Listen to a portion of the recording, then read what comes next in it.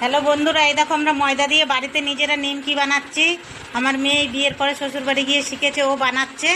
তোমরা পুরো ভিডিওটা দেখো। নিমকিগুলো যখন ভাজা হয়ে যাবে তখন তোমাদের পুরো দেখাবো। তোমরা কিন্তু দেখবে, পুরো ভিডিওটা দেখবে, ঠিক আছে?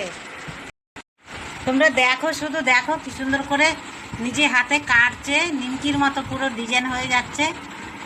ভাজলে কত সুন্দর হবে বুঝতেই পারছো।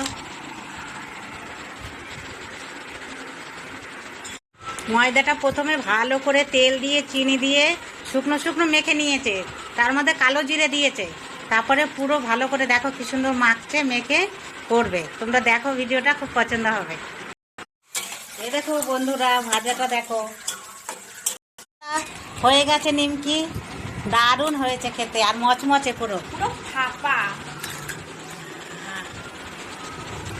কি দারুণ দেখেছো, তোমরাও করে খাবে।